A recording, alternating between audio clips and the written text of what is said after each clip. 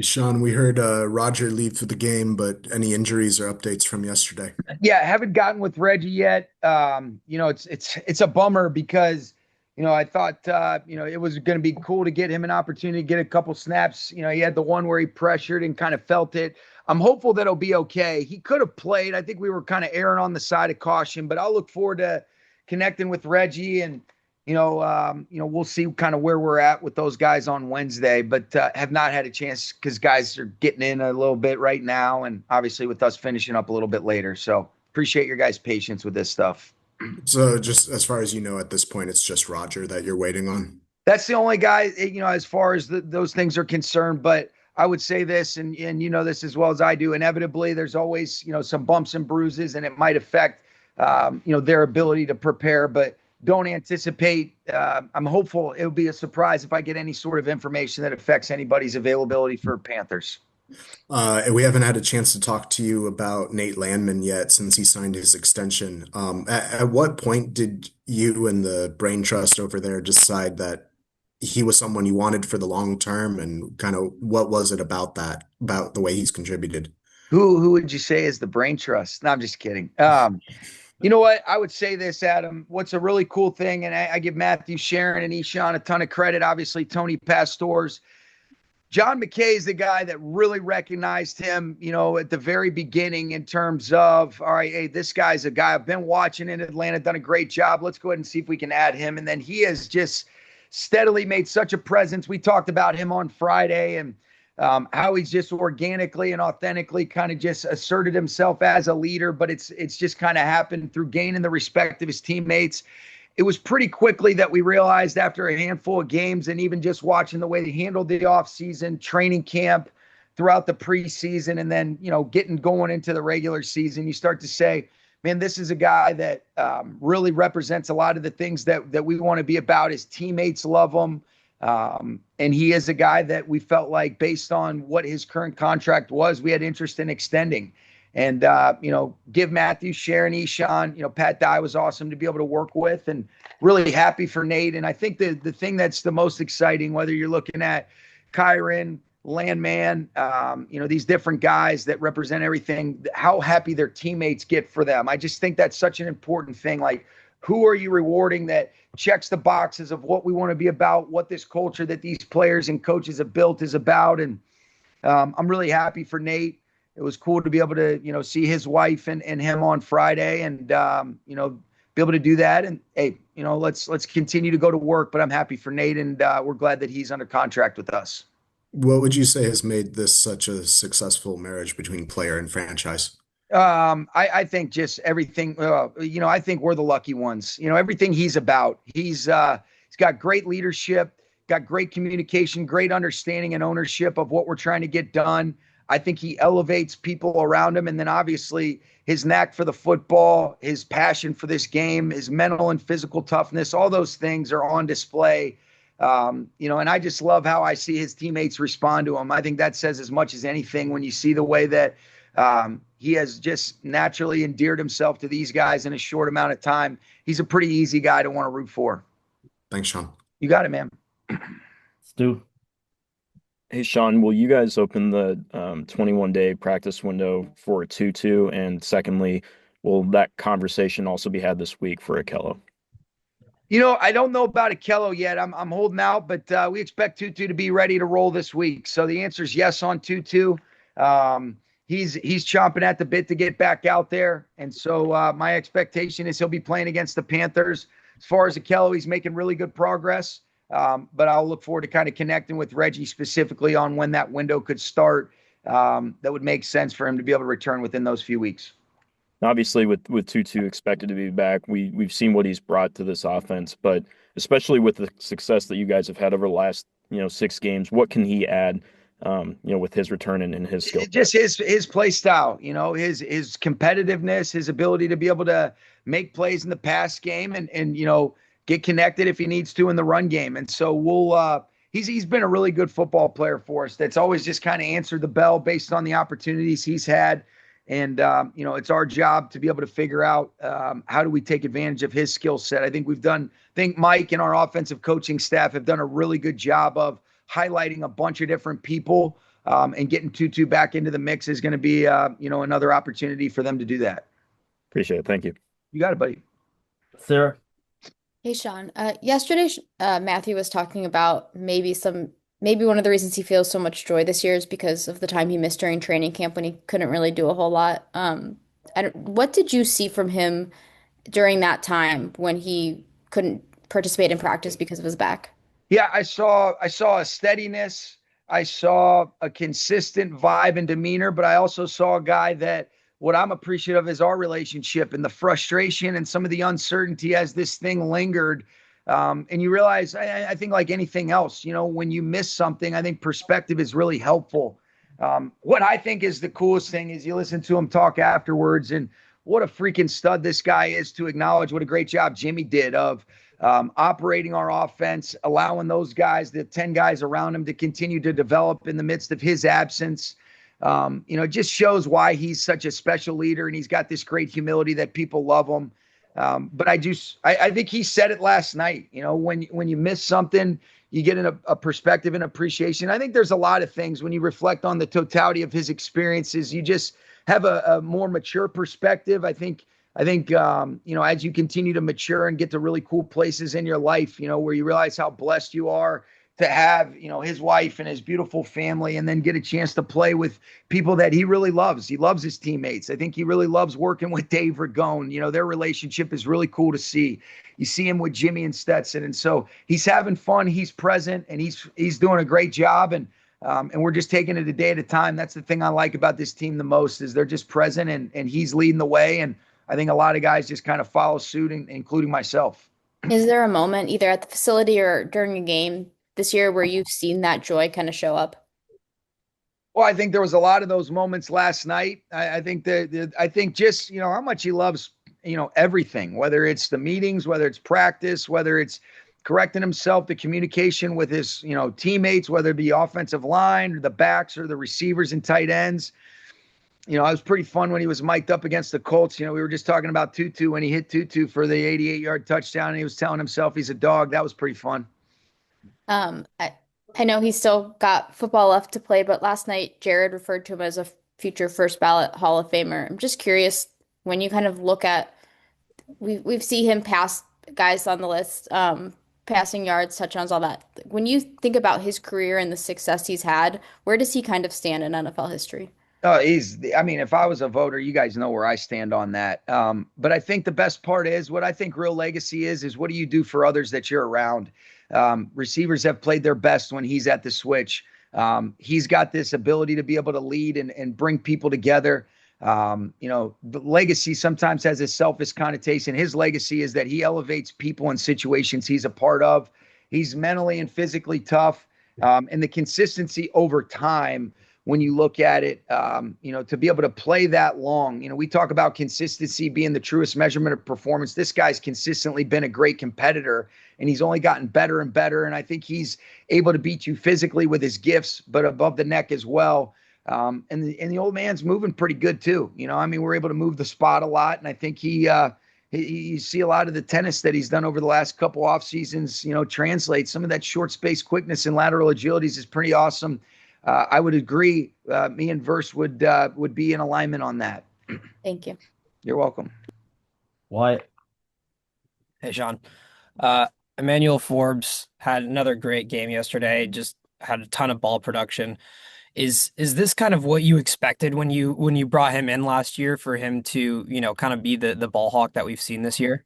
Oh man, he was awesome. I just finished watching the film with Chris and I want to say he had 7 targets and 5 PBUs. He's everywhere, ends up getting another interception.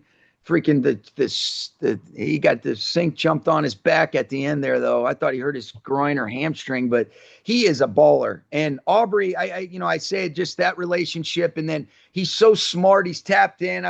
Thought he played with great fundamentals, great discipline. He had good competitive stamina in terms of his focus and concentration throughout the game. He was really good. I'm really proud of him. We want to continue to stack those blocks, but I thought, you knew he had, a pretty cool body of work in terms of just some of the things that he brought to the table. But I think, his understanding and his ability to be, working with somebody like Aubrey has taken his game to a cool level. And hey, let's see what we can do this week. But I'm really happy for him.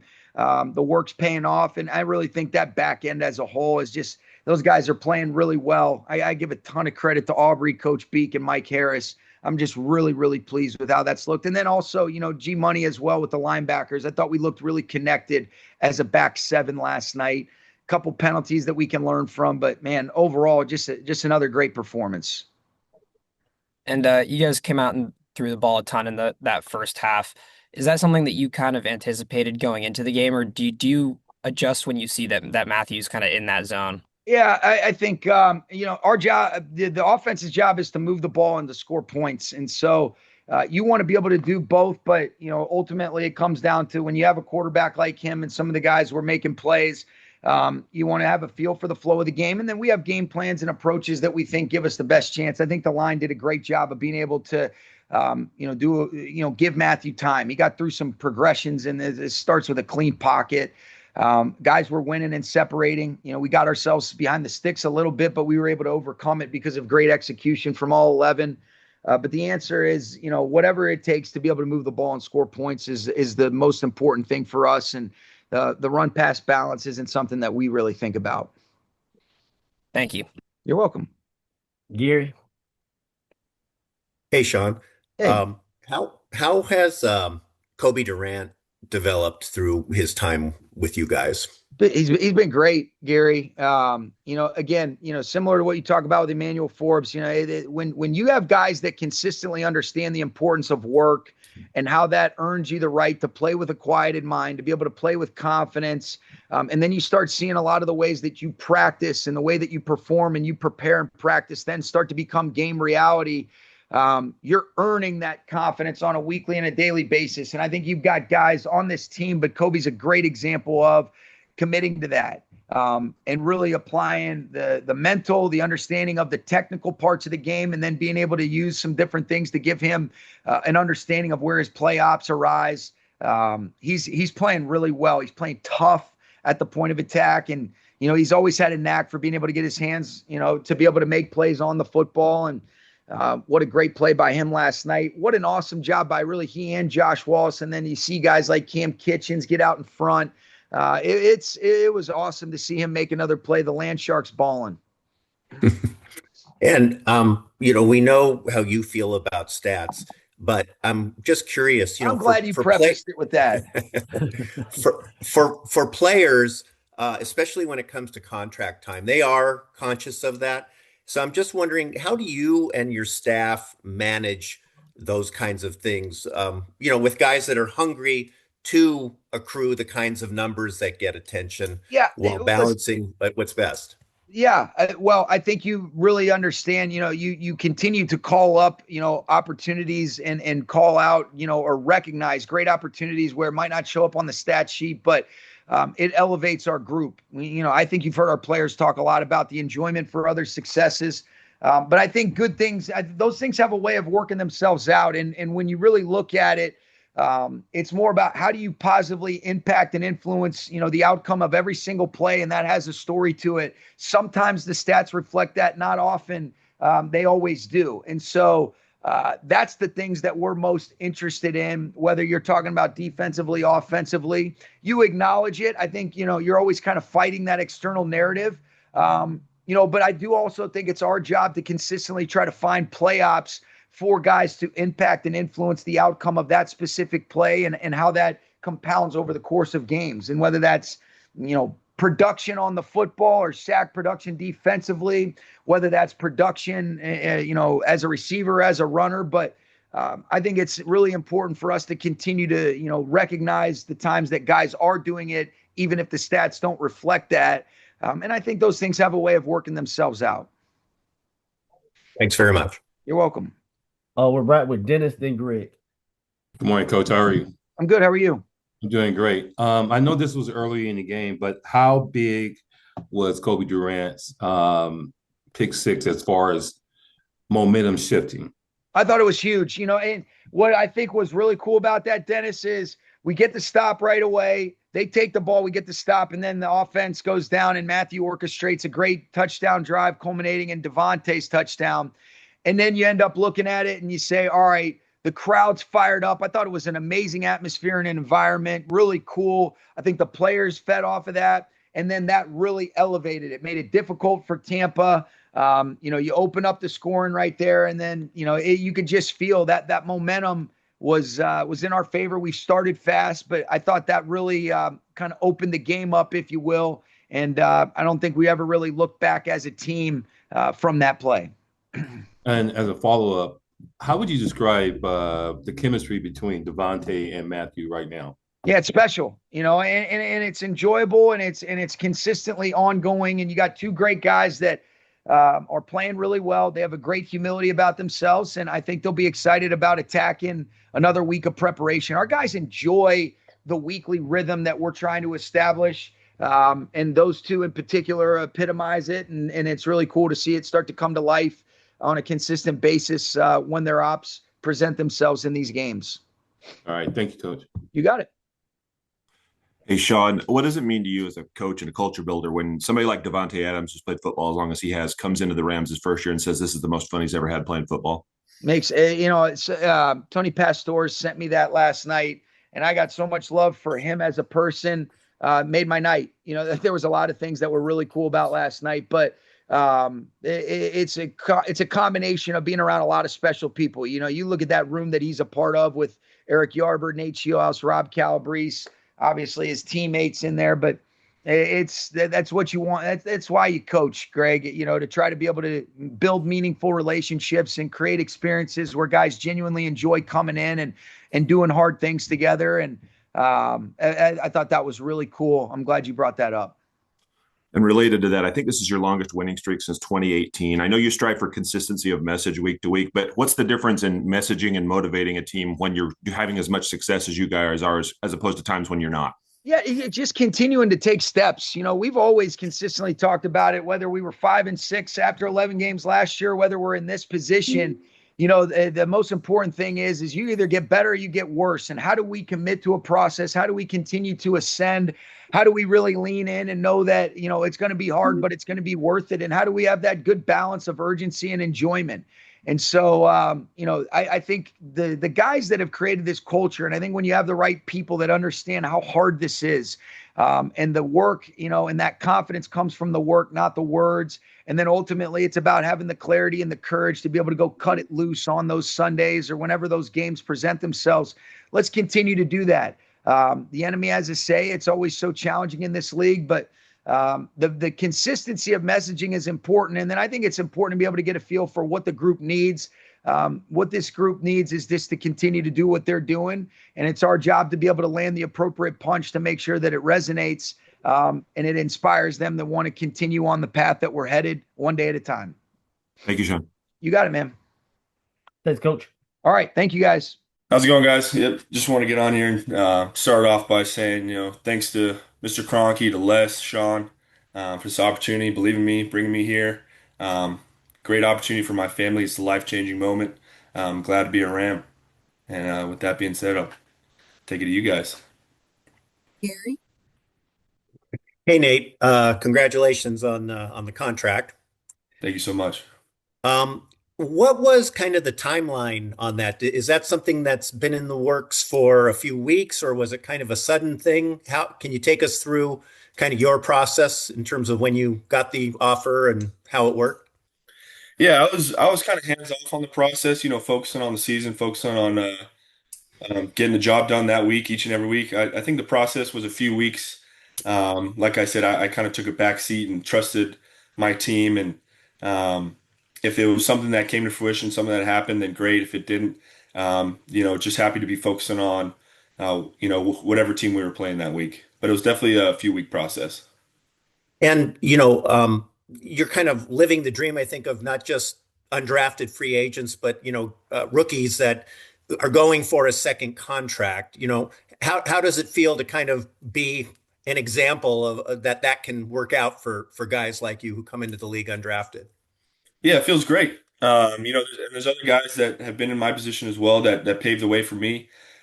Feels good, to see the fruits of that labor, come to light, and that, if you really put your head down, you grind, and you play the game and you approach the game the right way, that, good things can happen. And um, super grateful to this organization. And, it's also saying to this organization that, they find guys that they believe in and they'll develop and give you a shot, and that it's a place you can come and thrive, whatever your circumstance may be. Thanks again. Thank you. Sarah? Hey Nate, I just kind of want to go back to your free agent process. I'm just curious, how did it kind of unfold and how did you find a home here in LA? Yeah, free agency goes a lot of different ways for a lot of different people. Mine was a little tough coming off shoulder surgery out of that year. There's some familiarity with Jimmy, my DC with the Falcons coming here, and so I think he allowed me to get my foot in the door, and started those conversations, and then talking with my agent and my family that this was just probably the best opportunity, and an opportunity you can't pass up to come play for Sean McVay. So when we jumped on, took a bet on myself, and um, you know, thanks to the Rams for the opportunity. Yeah, you mentioned Sean, but what was it about LA that made you want to, I guess, take the leap in income here? Yeah, it's close to home. I hadn't been this close to home since high school. Um, so being close to family, the opportunity to come in and be in an impactful role, and then just the culture and of a good standard winning team, that I could come learn from and develop, and try to take my game to the next level. Awesome. Thank you. Adam? Hey Nate, congratulations. With that 1 year deal, like I guess kind of what was your expectation for what your role would be coming into this team?